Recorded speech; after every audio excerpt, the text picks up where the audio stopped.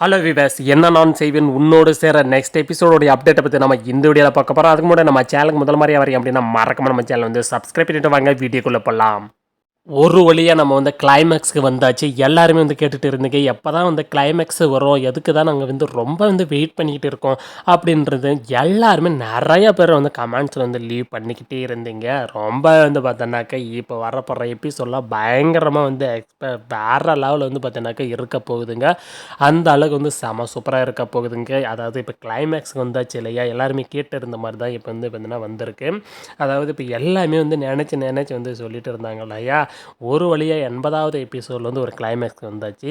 இப்போ தான் வந்து பார்த்தீங்கன்னாக்கா அவங்க கல்யாணம் பண்ணுற, அதாவது நம்மளுடைய கையில் வந்து யதார்த்தமாக வந்து சொல்கிறாங்க, நான் வந்து கல்யாணம் பண்ண போகிறோம், அதனால் நான் வந்து 2 டேஸ் வந்து ஆஃபீஸ்க்கு வந்து லீவு அப்படின்ற மாதிரி வந்து சொல்லிடுறாங்க இல்லையா. இது வந்து பார்த்தீங்கன்னாக்கா தெரியாமல் ஒரு விளையாட்டாக தான் நம்ம அதாவது கையில் வந்து சொன்னாங்க. அது வந்து நிஜம் பண்ணுற மாதிரி தான் நம்ம குரு வந்து பண்ணாங்க. அதுக்கப்புறம் எல்லாமே ஓகே தானடா, எப்படா வந்து இவங்க பிரிஞ்சாங்க, எப்படி வந்து கிளைமேக்ஸில் வந்து நம்ம கையிலுடைய மாமா பையனுக்கு வந்து கல்யாணம் பண்ணுறாங்க அப்படின்னு மிகப்பெரிய ஒரு குழப்பமும் டவுட் வந்து உங்களுக்கு இருக்குது. அதெல்லாம் தான் நம்ம வந்து இந்த வீடியோவில் வந்து கிளியர் வந்து பண்ண போகிறோம். எப்பட்றா அப்படின்னு பார்த்தீங்க அப்படின்னா, அதாவது நம்ம கையில் வந்து சொல்லிடுறாங்க, இந்த மாதிரி வந்து கல்யாணத்துக்காக தான் நான் வந்து இந்த மாதிரி 2 நாள் வந்து லீவ் போடுறேன் அப்படின்னு ஒரு கோவத்தில் வந்து சொல்கிறாங்க. எதுக்கு அப்படின்னாக்கா, நம்ம அடிபட்டு நம்ம வந்து குரு வந்து இருக்காங்க இல்லையா, அவங்கள வந்து பார்த்துக்கிறதுக்காக தான் நம்ம கையில் வந்து இந்த மாதிரி வந்து சொல்கிறாங்க.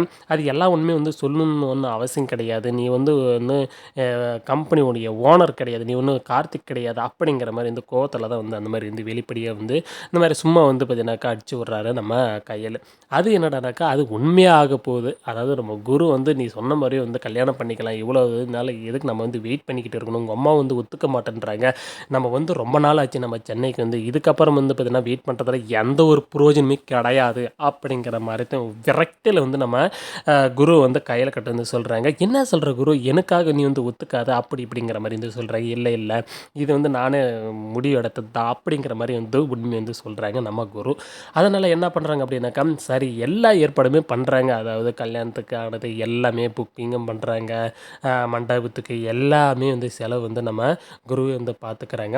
அதுக்கப்புறம் என்னடா பிரச்சனை வந்து எப்படா வந்து பிரிகிறாங்க அப்படின்னாக்கா, அதாவது நம்ம ரியாவும் வந்து கிளம்பி போயாச்சு, அதே மாதிரி நம்மளுடைய நம்ம கார்த்திகும் வந்து மலேசியாவில் இருக்காங்க.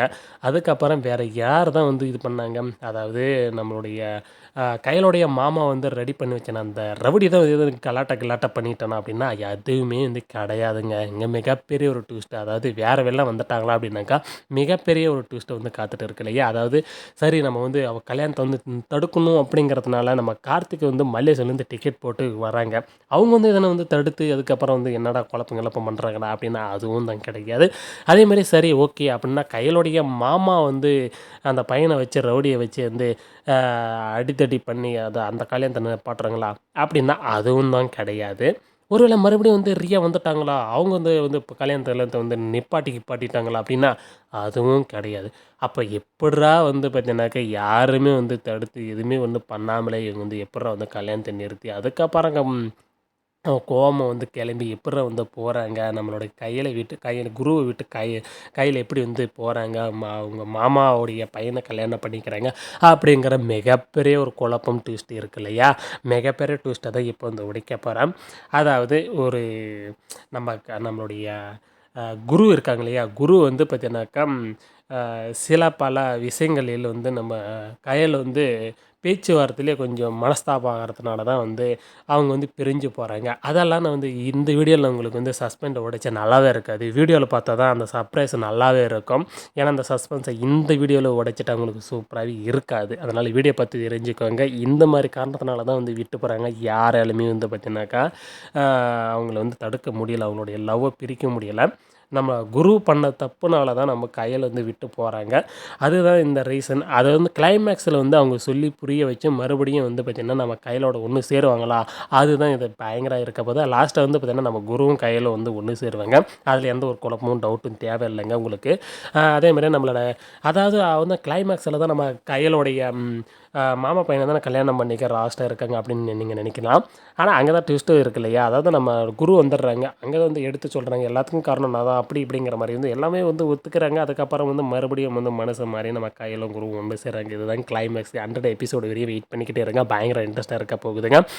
இந்த வீடியோ ஃபுல்லாக பார்த்தவங்க எல்லார் நண்பர்களுக்கும் நண்பிகளுக்கும் ரொம்ப மிக்க நன்றி. நெக்ஸ்ட்டு ஒரு சூப்பரான வீடியோவில் அப்டேட்டில் உங்களுக்கு நெக்ஸ்ட்டு ஒரு வீடியோவில் வரேன். இந்த வீடியோ உங்களுக்கு பிடிச்சிருந்தால் லைக் பண்ணுங்கள், ஷேர் பண்ணுங்கள், மறக்காமல் நம்ம சேனலை ஃபஸ்ட் டைம் இருந்தால் சப்ஸ்கிரைப் பண்ணி சப்போர்ட் பண்ணுங்கள். நெக்ஸ்ட் வீடியோவில் சந்திக்கலாம். தேங்க்ஸ் ஃபார் வாட்சிங். பாய், டேக் கேர்.